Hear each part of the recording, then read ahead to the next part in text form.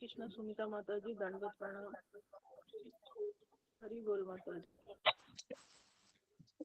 प्रणाम गुरु जी, दंडवत प्रणाम सभी माता जी को। दंडवत प्रणाम सभी भक्तों को। गुरु जी दंडवत प्रणाम। हरे कृष्णा गुरु जी दंडवत प्रणाम। हरे कृष्णा हरे कृष्णा गुरु जी दंडवत प्रणाम। हरे कृष्णा गुरु जी दंडवत कृष्ण प्रणाम। गुरु जी, दंडवत प्रणाम। सारी भक्तों को हरे दंडवत कृष्णा गुरु जी दंडवत प्रणाम। से भक्तों को दंडवत प्रणाम। हरे कृष्णा। हरे कृष्णा गुरु जी दंडवत प्रणाम। हरे कृष्ण। हरे कृष्णा गुरु जी दंडवत प्रणाम। से भक्तों को दंडवत प्रणाम। हरे कृष्ण। हरे कृष्ण। ओके। ओम अज्ञानतिमिरन्धस्य ज्ञानाञ्जनं शलाकया चक्षुरुन्मीलितं येन तस्मै श्रीगुरवे नमः।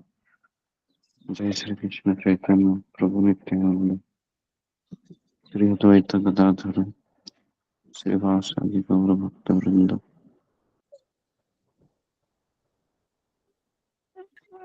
हरे कृष्ण कृष्ण कृष्ण हरे हरे हरे राम राम राम हरे राम। हरे कृष्णा गुरु जी से भक्ति प्रणाम। हरे कृष्णा गुरु जी, आपके चरणों में दंडवत प्रणाम। गुरु जी, अभी हम लोग की यात्रा होगी, तो अभी लोग निकल रहे हम लोग, तो हम लोग को आशीर्वाद दीजिए कि हमारी यात्रा सफल रहे। हाँ जी जी जी जी। आपके बेटे जी हरे कृष्ण हरे कृष्ण हरे कृष्ण जी हरे कृष्ण हरे कृष्ण। तो अच्छा है, आपकी यात्रा अच्छी रहे। तो हम आगे बढ़ते हैं अभी। हाँ,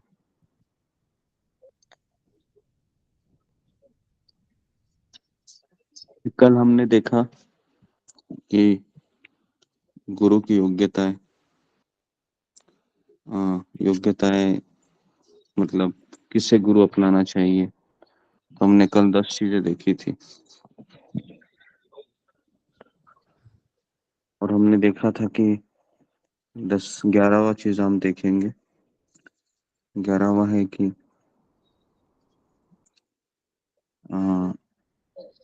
जो शिक्षा गुरु या दीक्षा गुरु, ये दोनों के बारे में बताया है। तो शिक्षा गुरु है वह या दीक्षा गुरु कृष्ण भावनामृत में स्थित होने चाहिए, शास्त्रों का अध्ययन करके शास्त्रों के ज्ञान में प्रवीण होने चाहिए। शास्त्र का ज्ञान और शास्त्रों के अध्ययन में प्रवीण होने चाहिए और इस ज्ञान के बल पर अन्य को प्रचार प्रसार कर सकने में सक्षम होने चाहिए। मतलब ज्ञान केवल प्राप्त नहीं करना है, उसके बाद वह प्रचार करने में भी सक्षम होने चाहिए। श्री गुरु श्री कृष्ण को अत्यंत प्रिय होने चाहिए और उनसे कृपा प्राप्त होने चाहिए। वे उस कृपा को सबको वितरित करते रहने वाले होने चाहिए। तो ये भी बहुत जरूरी है कि उनको कृपा प्राप्त होना चाहिए भगवान का, और वो उस कृपा को सबको वितरित करते रहने वाले होने चाहिए, है ना? उस कृपा को वह दूसरों को वितरित मतलब बांटने वाले होने चाहिए। 12 शिक्षा गुरु या दीक्षा गुरु निष्कामी, निर्लोभी, निस्वार्थी, निरपेक्ष, अकिंचन और निर्मत्सर होने चाहिए। निष्कामी मतलब जिससे कोई कामना नहीं है, निर्लोभी कोई लोभ नहीं है, निस्वार्थी निरपेक्ष, अकिंचन अकिंचन का अर्थ है कि वो भगवान के ऊपर आश्रित होने चाहिए। 13वां साधु के लक्षण है कि वह सहनशील, दयालु, समस्त जीवों के प्रति मैत्री भाव रखता हो, उसका कोई शत्रु नहीं होता, वह शांत रहता है, शास्त्रों का पालन करता है, सारे गुण अलौकिक होते हैं।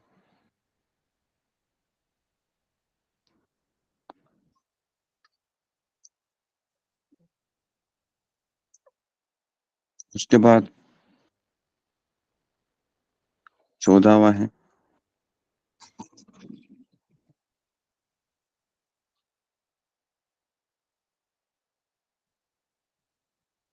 श्री गुरु श्री कृष्ण की भक्ति में निपुण और रत रहते हैं, इसलिए वे संसार से तनिक भी भयभीत नहीं होते। जैसे कुछ हादसा हो जाना बाहर की जगत में, जैसा उड़ीसा का हो, ट्रेन क्रैश हो या तूफान आ जाए, तो फिर वह अपनी भक्ति में लगा रहता है, भगवान की भक्ति में लगा रहता है। श्री गुरु भगवान कृष्ण के परम विश्वास पात्र दास होते हैं और अतः वे श्री गुरु हरि से संबोधित किए जाते हैं। गुरु हरि। तो गुरु को इतना समर्थ होना चाहिए कि वह अपने शिष्य को भगवत धाम ले जाए।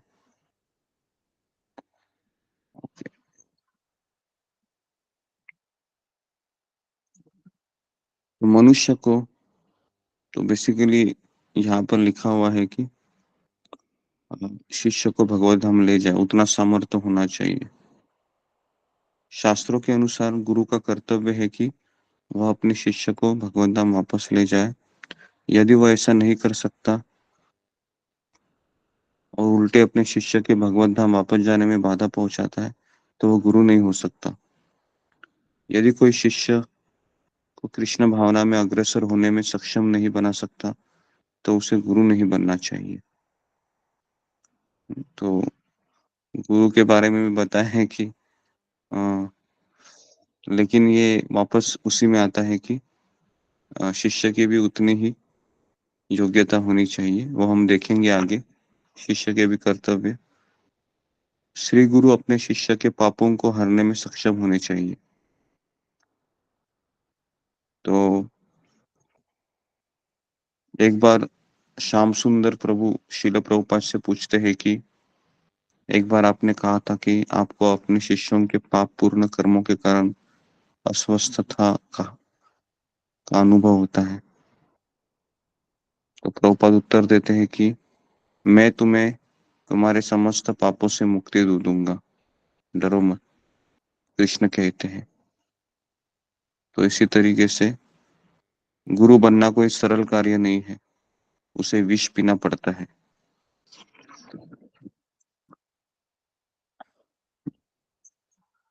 और उसके बाद हमने ये भी देखा था कि गुरु का सर्व प्रमुख गुण है शिष्य वत्सलता, और इसके बारे में हमने कथा दी थी कि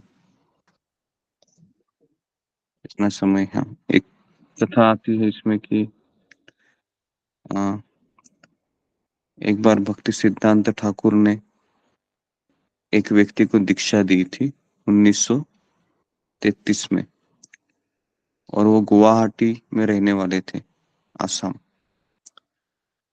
और वे भक्ति के सारे नियमों का पालन करते थे। लेकिन भक्ति सिद्धांत ठाकुर 1937 को चले गए भगवत धाम। तो उसके बाद उनका पतन हो गया, मांस खाने लगे, जब बंद किया कुछ ही वर्षों में उनकी मृत्यु हो गई। अभी जब दाह संस्कार करने स्मशान ले चले गए, उनको चिता को आग देने वाले थे, तो वो जीवित हो गया और अपने गुरु का नाम लेकर चिल्लाने लगा, प्रभुपाद प्रभुपाद प्रभुपाद। लोग भयभीत होकर भूत समझकर भागने लगे। तब वह अपने घर गए और घर वालों को कहा कि वे गुरुदेव की आज्ञा का पालन के लिए संन्यास ले रहे थे। उनके साथ जो हुआ उसका विवरण उन्होंने इस प्रकार सुनाया। जब मेरी मृत्यु हुई, दो भयंकर दिखने वाले यमदूत उनको लेने आए और उन्हें यमपुरी ले गए। यमपुरी जाने का रास्ता अत्यंत गर्म था, कड़ी सूर्य की धूप थी। उन्होंने यमदूतों से पानी मांगा। यमदूतों ने कहा कि उस तालाब से पी लो। वो तालाब के पास गए तो देखा कि पूरा तालाब खून, पस, उल्टी से भरा हुआ था। इसका अर्थ क्या है?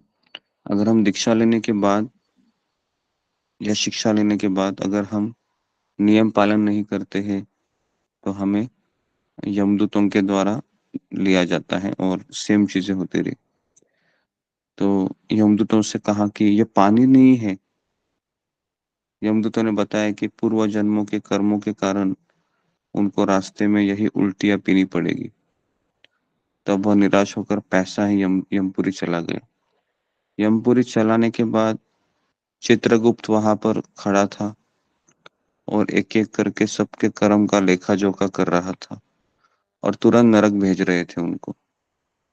पर जब इस भक्त की बारी आई तो चित्रगुप्त ने विशेष प्रकरण समझकर उनको कहा कि यमराज जी आप देखिए इसको।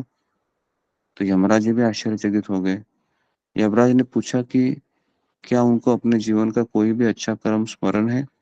उन्होंने कहा कि मैंने भक्ति सिद्धांत ठाकुर से दीक्षा ली है। तो यमराज जी एक महान भक्त थे।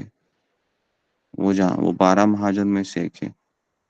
प्रभुपाद का नाम सुनकर ही यमराज ने की आंखें भर आई और तुरंत ही उन्हें भक्ति सिद्धांत ठाकुर तुरंत उस सभा में प्रकट हुए, यमराज की सभा में, और अपने उस शिष्य को देखा जिसने उनकी आज्ञा का पालन नहीं किया था। तो यमराज ने प्रभुपाद से पूछा कि इस व्यक्ति का क्या किया जाए? तो भक्ति सिद्धांत ठाकुर ने कहा कि अपने शिष्य को भक्ति के नियमों का उल्लंघन करने के लिए, हरिनाम की अवहेलना करने के लिए, मांस खाने के लिए उन्होंने जोर से डांट लिया वहां पर और कहा कि और उस शिष्य ने भी गुरुदेव से प्रार्थना की, क्षमा मांगी। तो उनके ऊपर दया दिखाई और आज्ञा दी कि इसको पृथ्वी पर वापस जाए। और उनके शिष्य भक्ति दयित माधव गोस्वामी महाराज जो कोलकाता में रहते हैं उनसे वापस दीक्षा ली। तो इस तरीके से उन्होंने कहा कि गुरु ने आदेश दिया वहां पर यमराज के लोक में और तुरंत आंखें खोली और अपने आप को कहाँ पाया उन्होंने? स्मशान की लकड़ियों के बीच। और प्रभुपाद प्रभुपाद चिल्लाते हुए पाया। और इस तरीके से वो सारी बातें उन्होंने बताई और वापस उन्होंने दीक्षा ली। तो इस तरीके से ये इस कथा हमको बताती है कि जो गुरु होता है वह शिष्य वत्सलता होता है। लेकिन हमें इस कथा को इस रूप से नहीं लेना चाहिए कि चलो फिर हम पाप भी करेंगे। तो ऐसा नहीं होता है, ये स्पेशल केस है। तो कहने का तात्पर्य ये है कि आ, ये स्टोरी ट्रू स्टोरी है, ये सत्य घटना है। तो इसलिए हमें सावधानी से भक्ति करनी चाहिए। श्री गुरु की कृपा से जीव भौतिक क्लेशों के महासागर को पार कर सकता है। इसलिए गुरु के पास जाकर जिज्ञासा करनी चाहिए।